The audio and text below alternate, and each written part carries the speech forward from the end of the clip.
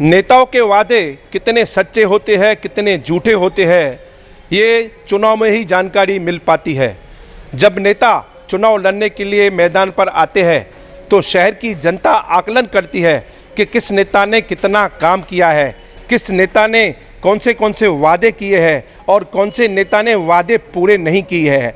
ऐसा ही एक मामला उल्लासनगर 5 विधानसभा 140, जहां के पूर्व आमदार बालाजी केनीकर जो 3 बार चुनाव लड़ चुके हैं, 3 बार चुनाव जीत चुके हैं, वहां के परिसर के लोग क्या कहते हैं, ऐसी हम आपको जानकारी देते हैं। हमारे साथ बने रहिए, बात करते हैं पूरी विस्तार से।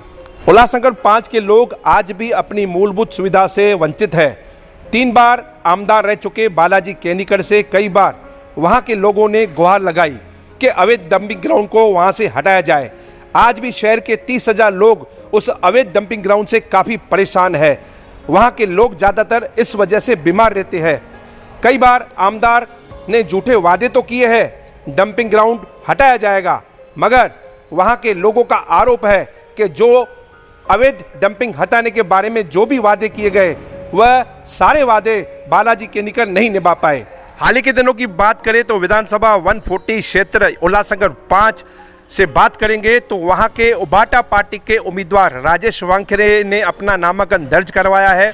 पिछले मुकाबले की बात करें तो पिछले मुकाबले में राजेश वानखेड़े 2000 वोटों से हारे थे बालाजी केनीकर से। इस बार राजेश वानखेड़े ने अपने ओर से पूरी तैयारी की हुई है।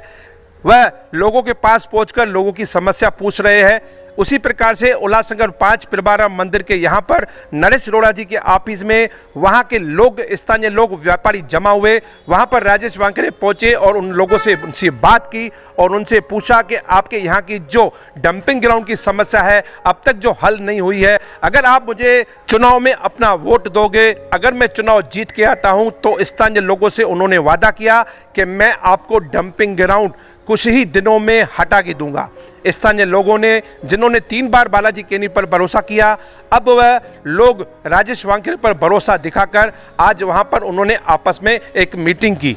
आइए जानते हैं किस प्रकार से वहां की मीटिंग हुई, क्या कहते हैं राजेश वानखेड़े, क्या कहते हैं स्थानीय लोग, इस विषय पर लेते हैं पूरी जानकारी। आज जो हमारी जो बैठक हुई, जो मीटिंग हुई है, उस मीटिंग का जो मेन एजेंडा था वो था 5 नंबर में जो इलीगल तरीके से जो डंपिंग ग्राउंड है उसके वजह से इस शहर के अंदर, मतलब हमारे 5 नंबर के अंदर जो हमारा जो परिसर है उसके वजह, मतलब वहाँ के लोगों को जो तकलीफ है, यहाँ पे जो तकलीफ क्या होती है कि जो गैस निकलती है, कचरे में से जो गैस निकल रही है, गंदगी, बदबू, मरे हुए जानवरों का बास आता है, जिसकी वजह से इस शहर, मतलब हमारे जो परिसर है हमारा, उस एरिया के अंदर बीमारियां फैलने के चांसेस ज़्यादा है और टीबी जैसे बीमारियां हो सकती है, कैंसर हो सकता है। इस तरह से इलीगल शहर के अंदर ये मतलब डंपिंग ग्राउंड होना ही नहीं चाहिए था, तो भी ये इलीगल रखा हुआ है।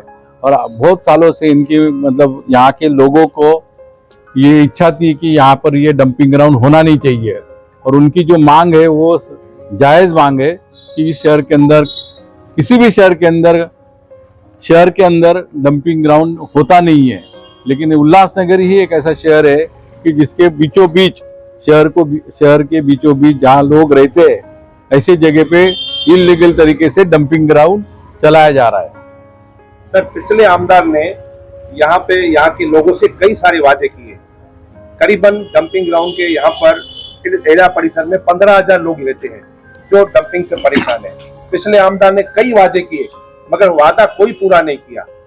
अब स्थानीय लोगों को आपके ऊपर भरोसा है, आप चुनाव जीतने के बाद इनके भरोसे को कायम रखेंगे, इसके लिए क्या वादा करते हैं? मैं सबसे पहला तो एक ही वादा करूंगा कि यहाँ का जो डंपिंग ग्राउंड है ये हमारा पहला ही सब्जेक्ट रहेगा, दूसरा कोई सब्जेक्ट उसके ऊपर रहेगा नहीं। हम पहले यहाँ का डंपिंग ग्राउंड हटाएंगे। अंबरनाथ शहर में काफी सारा विकास दिखता है, ये जो पुराने आमदार है वो तो वहां पर ध्यान देते हैं, मगर उल्लासनगर से सौतेला विवाद क्यों होता है? जब डंपिंग ग्राउंड यहाँ पर बना इलीगल, तब भी उन्होंने कोई विरोध नहीं किया। यहाँ के व्यापारियों को कभी साथ नहीं मिला। यहाँ की इंडस्ट्री, जो जैन इंडस्ट्री थी, वास्ट इंडस्ट्री थी, यहाँ से लोग पलायन करके चले जा रहे हैं। यहाँ के व्यापारी दुखी है। आखिर पूरे शहर और पूरे समाज व्यापारी को एक क्या भरोसा देंगे ताकि यहाँ के व्यापारी आपके प्रति और आकर्षित हो? सबसे पहली बात तो मैं आपको एक बात बताना चाहता हूँ कि अमरनाथ में भी आपने जैसा कहा कि वहाँ पे बहुत सारा विकास उन्होंने किया है, ये गलत बात है। उस आमदार ने, वो झूठा आमदार है, उसने यहाँ पे कुछ भी, जैसे उल्लासनगर में कुछ नहीं किया वैसे ही उन्होंने अमरनाथ में भी कुछ नहीं किया है। जो भी काम है वो खासदार ने की हुई काम है।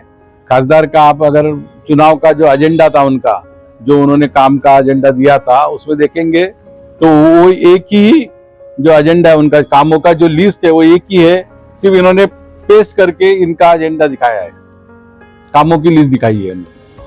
पहले तो मैं शहरवासियों को दिवाली की हार्दिक शुभकामनाएं देता हूं और इस दिवाली के शुभ मौके पे हमें एक आशा की किरण नजर आई है। जो वर्षों से हमें लग रहा था कि ये डंपिंग ग्राउंड हटने का नाम नहीं ले रहा, कुछ हो नहीं रहा है, और कई बार हम लोगों ने बहुत कुछ किया मगर कुछ नहीं हो रहा था। जब आज हमने वानखेड़े साहब से बात की तो हमें लग रहा है कि भाई अब कुछ ना कुछ होगा, क्योंकि जो हमारे पहले आमदार थे केनिकर साहब, वो तो खाली नाम के आमदार थे, डंपिंग ग्राउंड तो छोड़िए और भी किसी काम में कभी उन्होंने ध्यान नहीं दिया था। और जब भी अगर डंपिंग ग्राउंड का विषय निकलता है तो उनको एक मजाकी रूप में वो कुछ भी बोल देते कि भाई 10 दिन में हटेगा, 15 दिन में हटेगा। इतना सीरियस मैटर होने के बाद भी वो सीरियस नहीं है, तो मैं उसको ऐसा सोचूंगा वो एक मजाकी आमदार है। ऐसे आमदार को हम लोग अभी बर्दाश्त नहीं कर पाएंगे। और शायद शहरवासियों को पता होगा, जब हम लोग खासदार की इलेक्शन थी तो उस टाइम पे हम लोगों ने निर्णय लिया था कि अब जो हम लोग नोटा का प्रचार कर रहे, आने वाले एमएलए के इलेक्शन में, आमदार के इलेक्शन में हम लोग उनको समर्थन करेंगे जो उनके अपोजिशन में मजबूत कैंडिडेट होएगा। और हमारे कोर कमेटी का भी यही फैसला था, वही आने वाले इलेक्शन में हम लोग जो प्रचार करेंगे और जो तन मन धन से समर्थन देंगे वो किसी मजबूत कैंडिडेट को देंगे। और हमें उसमें अभी हमारे राजेश जी वानखेड़े साहब जी जो है वो लग रहा है कि भाई ठीक है कुछ करेंगे, तो इसलिए हम लोग हमारा पूरा समर्थन वानखेड़े साहब जी को है। हमने बहुत बार 3 बार आमदार चुना बालाजी किनीकर को और सब झूठे वादे निकले। इस बार हम राजेश वानखेड़े जी को समर्थन देंगे अपना और मशाल का बटन दबाएंगे।